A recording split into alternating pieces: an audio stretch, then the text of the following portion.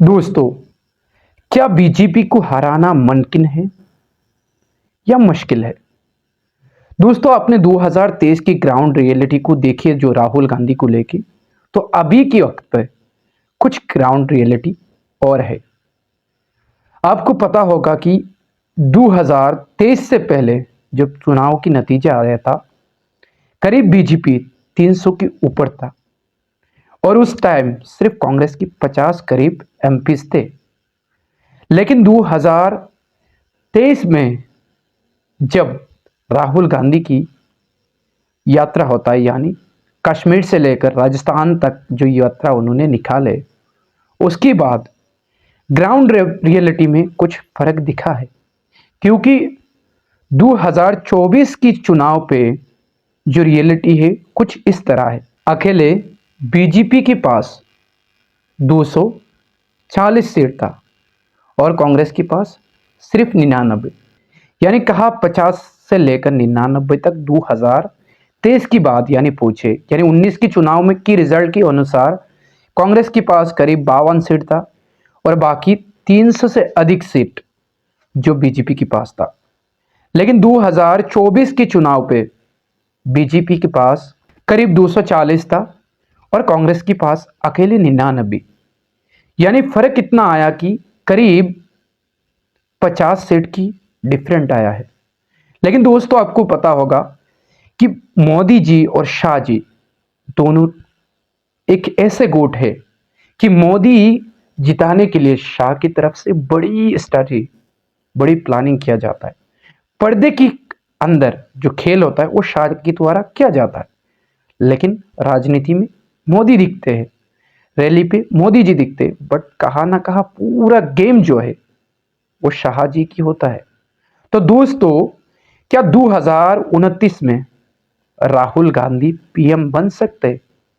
जैसे मोदी जी के पास हथियार है, जैसे अमित शाह है, तो क्या राहुल गांधी के पास ऐसे कुछ हथियार है? दोस्तों, ऐसे लीडर की होना बहुत जरूरी है। आपने देखा होगा, मैं आपको बताऊंगा कि जब मोदी जी 2014 से पहले सत्ता पे नहीं थे, उसके बाद जब अमित शाह जी आए हैं बीजेपी में और जैसे पर्दे के अंदर मोदी को सपोर्ट करके आगे जिताए और उसकी बाद से बीजेपी की जीत शुरू हुआ है और आखिर में जाके 2024 की चुनाव तक यानी विपक्ष थोड़ा सा मजबूत हुआ है।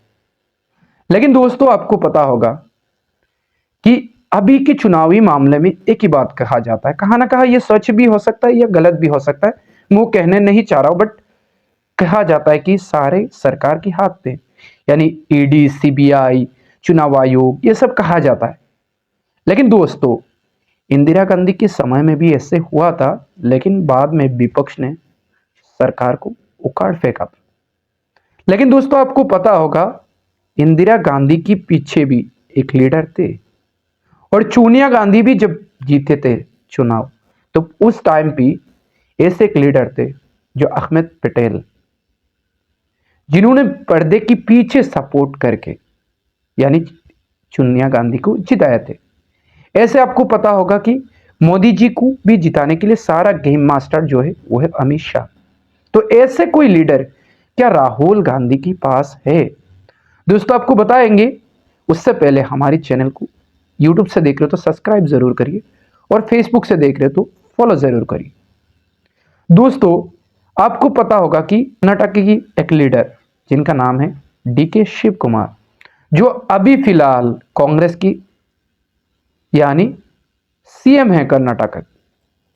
लेकिन दोस्तों, आपको पता होगा डीके शिव कुमार की कुछ कहानी ऐसे गया है कि 2019 की यानी 3 सितंबर के दिन में जेल में बंद कर दिया गया था, तिहाड़ जेल पे।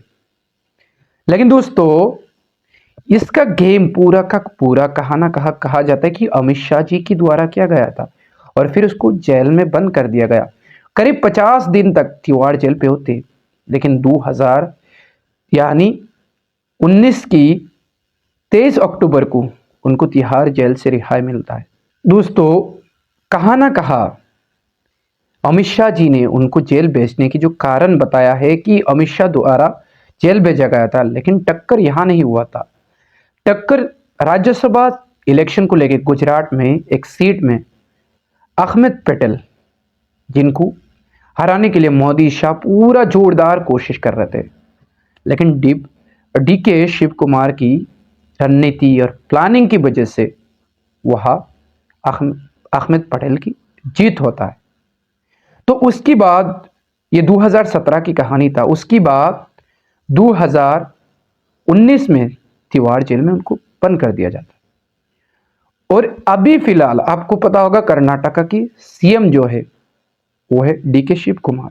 और अभी ऐसे वक्त में जहां पूरी देश में बीजेपी की चर्चा हर जगह में, आज आपको पता होगा दिल्ली, महाराष्ट्र, पश्चिम बंगाल में जैसे हालत है, जैसे राजनीतिक खेल चल रहा है, नेताओं की उधर से उधर जाना या संसद जो भी है अपनी अपनी कुर्सी बचाने के चक्कर पे, और सब चाहते हैं कि पैसे की बदौलत पे हो, लोग जो बोल रहे या डरा धमका के जो भी है वहां से वो लोग क्या कर रहे, सब बीजेपी के खेमा पे आ रहे।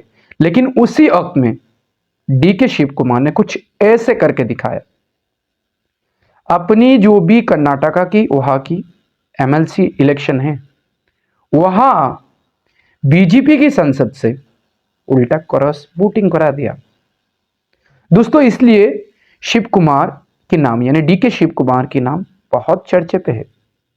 और ये खेल कहा ना कहा सबको लग रहा है 2029 में भारी पड़ने वाला है, क्योंकि वो मशीन कांग्रेस को मिल गया है जो चुनाव जीतने के लिए काम आने वाला है।